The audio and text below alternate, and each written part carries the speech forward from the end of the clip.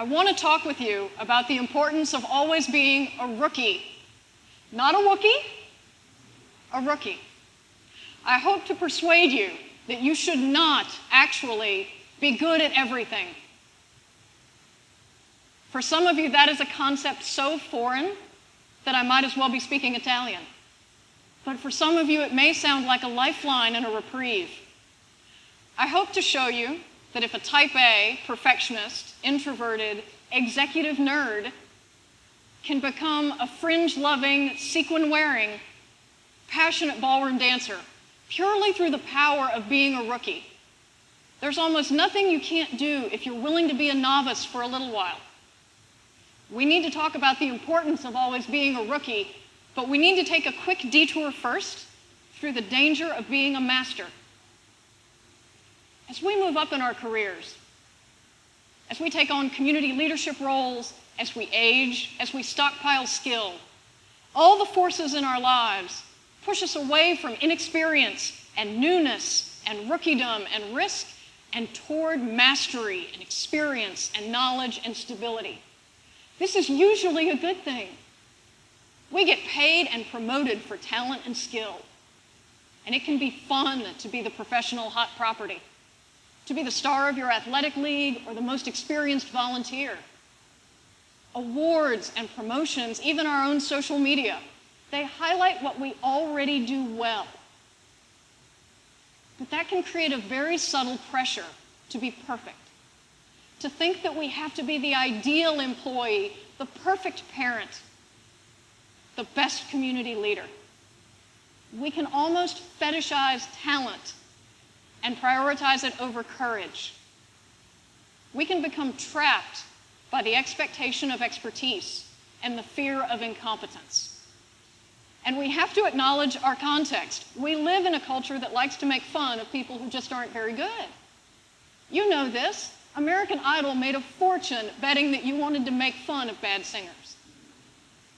We look at viral videos of bad dancers. We look at photos of epic cake decorating fails. There's a price to be paid for all that systemic preference for mastery and skill. When we stay safely within the boundaries of the things we already do well, we miss risk and innovation, especially on our work teams. We miss the thrilling leap into the unknown, the chance to learn something new. We miss the much-needed humility that comes with failing occasionally. We miss the chance to be afraid, to push through being afraid, and to turn around on the other side and look back and see ourselves as brave. These are the prices we pay for staying safely within our circle of competence. But what happens when we step outside it? If there were a fan club for competence, I would be its president and CEO. I am a card-carrying overachiever, recovering perfectionist, straight A book nerd, rule-following good daughter, lover of wisdom. Being inexperienced or unskilled at something always made me break out in hives. But 3 years ago, I was in the middle of an excruciating and seemingly endless divorce. The changes happening in my life were so large and so terrifying that for a split second, looking like a foolish rookie was comparatively not so bad. And in that moment when the psychological clouds parted, I walked into Metropolitan Ballroom and took my first beginning dance class. I was 39 years old. I was the painfully respectable president of a nonprofit organization. I had no dance skill at all. There were not years of ballet classes lurking in my past. I tripped over flat surfaces, often. I was a complete outsider who knew no one. And remember, introverted perfectionists hate risk-taking in groups. But in I went to this beginning dance class after I had a neurotic 10 minutes frozen in my car, worrying if I had worn the wrong thing, would I be able to keep up with the class? Would I step on someone's toes, literally or figuratively? In I went, and in just under 55 minutes, I fell madly in love with ballroom dance. I fell in love with the artistry of it, with the interpretation of the music, with the incredible and endless technical challenge of it. I fell in love with the collaboration and teamwork it takes to bring a dance to life. I fell in love with the belief that we all have something to say, and one way to say it is through dance. From that one class, I went on to become a fairly committed Latin dancer. I'm now at the studio taking lessons or practicing 5 days a week. I had to learn to dance in front of audiences at recitals and in front of judges at competitions. I learned along the way, from friends like you, that dancing in public is on many people's top 10 list of horrifying nightmares. As I stood backstage before my first dance recital, I agreed with you.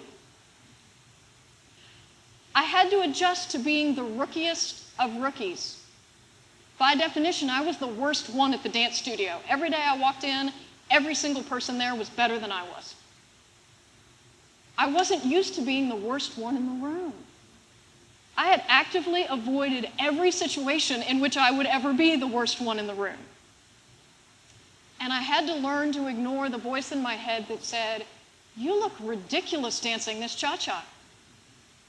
Or worse, "You look ridiculous even being here. You're not a dancer. You're not naturally graceful. You trip over flat surfaces. Who do you think you are?" It's that voice that says with insidiously twisted logic, "You're not very good at that, so you shouldn't do it." Listen to how crazy that sounds. You're just not very good at that yet, so you shouldn't do it at all. That's the voice that pushes us away from being a sincere, enthusiastic rookie and toward thinking we have to be good at everything. And that's not just a me problem, that's an us problem. It's a common voice. So I challenge you to always be a rookie at something. 4 reasons why you should. First, being a rookie kills perfectionism. Rookies learn quickly and colorfully that it's okay to look foolish. You will not, in fact, die of embarrassment. You have to learn to make peace with being unskilled. And we're just bad at that, aren't we? We say, "I'm not a very good singer," so we just don't sing. We say, "I'm not a very good public speaker," so we avoid jobs and roles where we would have to speak in public. We let fear of judgment limit the width of our world. You can only conquer that as a rookie by turning off that harsh judgment in your head, by turning off the critical voice that says you have to be perfect at everything. Otherwise, if you're a rookie, you just can't function. I had to learn to dance in front of a 40-foot-long mirror in the ballroom without screaming at myself for how awkward I looked with my flailing little T-Rex arms. I had to learn to dance every day in front of dancers who were better and more talented and more experienced than I was without running over to them and apologizing for my lack of skill. Dance forced me to give myself the leeway to be imperfect. And it was leeway I had always denied myself in my professional and personal lives. Being a rookie forces you to practice giving yourself grace, which we don't do nearly often enough. Second, being a rookie increases your empathy for other people as well. We only catch quick glimpses of other people's long and complicated lives. But we forget all the time that we only see a few frames of anyone's movie. We meet someone when they're at a particular point on the skill continuum, and we make the mistake of thinking that that's their permanent address. But rookies know better. We're on an arc. We're on the steepest of learning curves. And so we sense other people's learning curves. We can feel other people's context. I may not be able to see your whole movie, but I at least know it's there.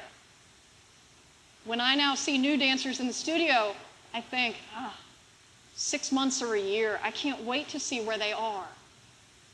Being a rookie helps you stop judging other people and helps you start cheering them on. As I need your empathy and understanding more, I give more empathy and understanding to other people. Number 3, being a rookie changes how you approach the new and the difficult. It challenges all your I could never statements. And we have these subtle I could never statements in our head that we may not even be aware of. I could never sing. I could never dance. I could never be the CEO. I could never start my own business. And they feel like brick walls. But what being an enthusiastic rookie teaches you is that with the right help, they're more like picket fences. You can get through them. They are not impermeable. One of my I could never statements was, I could never put on a slinky dress and dance in front of people. And what got me through it was my extraordinary instructor. I trusted his judgment and his integrity and his encouragement so much that when he said, yes, you can, I said, well, you may be crazy, but I believe you, and I'll try it. And that made me wonder about all my other I could never statements. How many of them were brick walls that if I had the right support, I could convert them into picket fences? Being a rookie also helps you see learning as possibility. The British arts executive John Tusa gave an amazing interview as he was retiring. And he talked about discovering architecture and design as a very young man and how excited he was. It changed how he learned. He said, making one personal discovery makes you realize there is an opportunity for endless other personal discovery. Just one opens up the door to all of them. If I can dance, which I never thought I could do, what else can I do? And being a rookie reminds you that you have the capacity to surprise both yourself and others. Did I ever think that I, who dress like the conservative love child of Nancy Pelosi and Steve Jobs,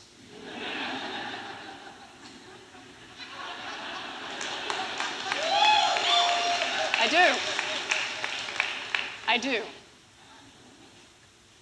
Did I ever think that I would pull on a short dress, fishnets, false eyelashes, a thermonuclear spray tan, 6 pounds of eyeshadow, and enough sequins and beading to be seen from space? No.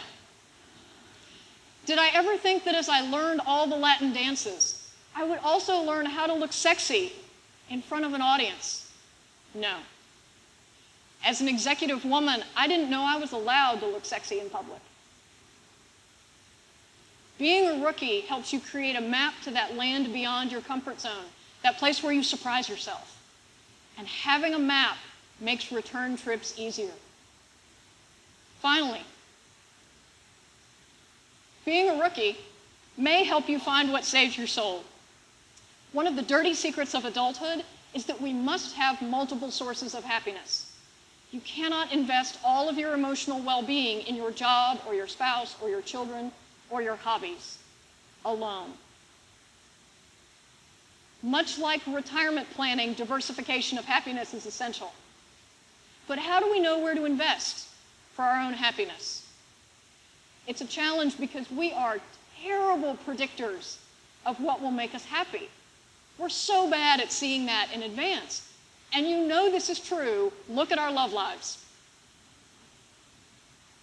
So the only way to know what might make you happy is to experiment. And you experiment by being a rookie over and over again. Go try the things that you thought, I always wanted to do that, but I'll look stupid or I won't be good at it. Keep trying it. Go be a rookie. And don't do what I did. Don't wait until a crisis or a disaster forces you out of your comfort zone. Have enough courage to do it and to be the kind of person who experiments on a regular basis. I never thought I needed to be a dancer, but it's now completely essential to my happiness. It's my counterweight to everything that is uncreative, and uncollaborative and dreary and difficult in my life. But 3 years ago, if you would have asked me, I would have said with total confidence, I could never be a dancer. So what did I know? Being a rookie reminds us that we have room to grow, that we are works in progress and malleable creatures who can do unexpected things. It gives us the twin gifts of absolute and relative confidence. Absolute confidence is, I now have the skills to do that. Relative confidence is, well, if I did that, I can probably do this. If I can dance a rumba in a nearly see-through dress in front of 150 strangers, I think I can give a TED Talk. So, being a rookie gives us the confidence to open our lives to the things we didn't know we could do. So my invitation to you is to think about where you spend your time. Is it mostly in the land of things you're already good at? Or do you balance that by time spent being a learner and a rookie? What's on the other side of your I could never fence? Who or what do you need to help you get to the other side? Go find the courage to try the new, the difficult, the intimidating, the excessively sparkly. Go find your fearless. Always be a rookie at something, and always be willing to walk out onto the floor even if you can't dance yet. Thank you.